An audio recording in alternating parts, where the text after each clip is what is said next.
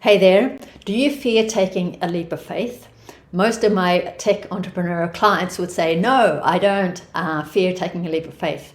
Yet, I know from working with a number of people that in certain situations, we do tend to hold back. So my name is Jess from Jess Delberg Coaching. So do you fear taking that leap of faith? I ask this because I recently worked with one of my clients, and he found that in certain situations, and when he was being challenged, instead of stepping into the challenge, what he would do, he would just completely turn his back on it. He would go out on a night with the mates and have a big night, or he'd end up on the couch in front of Netflix for 2 days, and he would just completely step away. Now, after this happened a few times, he himself realized that this obviously isn't going to work.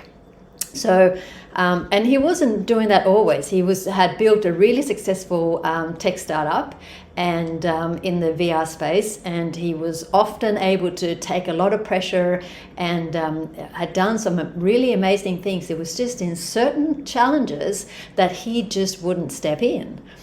And so, what is the high performance drive that we need to step in to face certain challenges? Well, before I tell you about that, let me just share with you the bigger strategy that we are working towards here. So you are wanting to go from startup to scale up. So there's 4 areas that we need to work on if we're going to do that successfully and smoothly and with as much momentum as we can.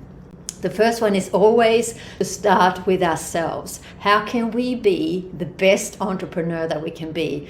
You know that you are your business. It's not your product, it's not your team. You are your business. Without you operating optimally, the business isn't going to be moving forward as well as it could.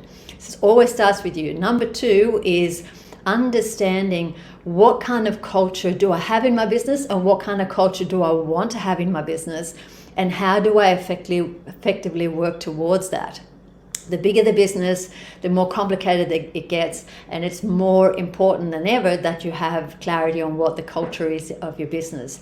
Culture eats strategy for breakfast, meaning that if we have a strong culture, even with a not so strong strategy, you will still be successful.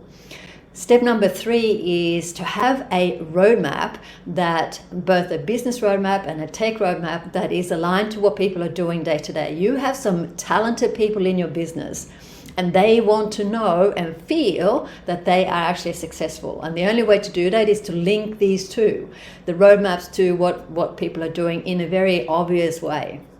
And the 4th and final step is that to lead a scale up, you need leadership skills that are relevant for a scale up. And so in the Certified High Performance Coaching program, we're talking about leadership. That's specifically what we work on, the skills needed to lead that scale up. So those are the 4 areas. Now, so what was it that was holding my client back? Well, like I said, he felt like there was a pattern there, and he realized that he couldn't keep doing what he was doing. And it wasn't until I asked this question of you. I asked him, I said, what would you do if you felt 100% supported? And for him, it was like, wow, it just really hit him. And as we dug a little bit deeper, we realized this was the thing.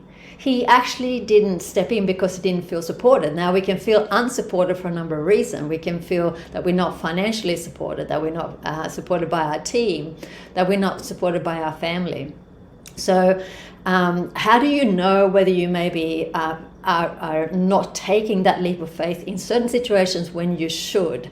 Well, if you're faced with certain challenges, and it makes you feel fear or anger or frustration, then that may be something. That might be what is actually telling you that you're not feeling supported.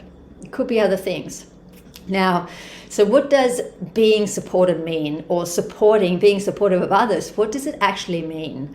Well, according to research, a key high performance driver that we need to practice and cultivate to feel supported and to support others is caring.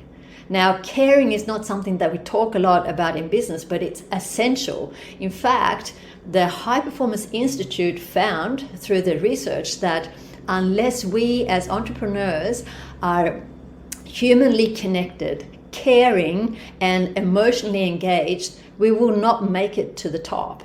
It is a key ingredient to our ability to get people to follow us and to buy from us and be a part of our community. So what do we do? What do we do in these situations? Well, step number one for how to get past a situation like this and to be more caring is to start working on your courage.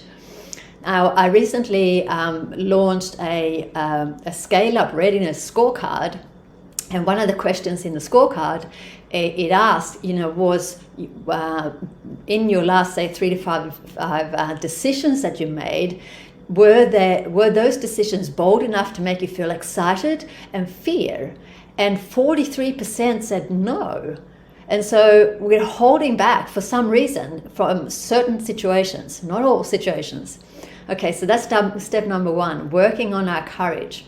Step number two is when you are facing a challenge, ask yourself, if I felt 100% supported right now, what would I do? And if it is about feeling unsupported, then ask yourself, who do I want to get support from? Who do I need to ask for support from right now to take this step? And the third step is to apply that courage, which is to actually ask for the support.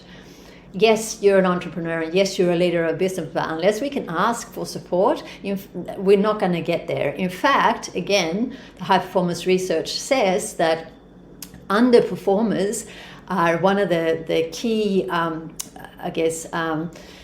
things that they do that causes them to be for underperformers is not asking for what we need.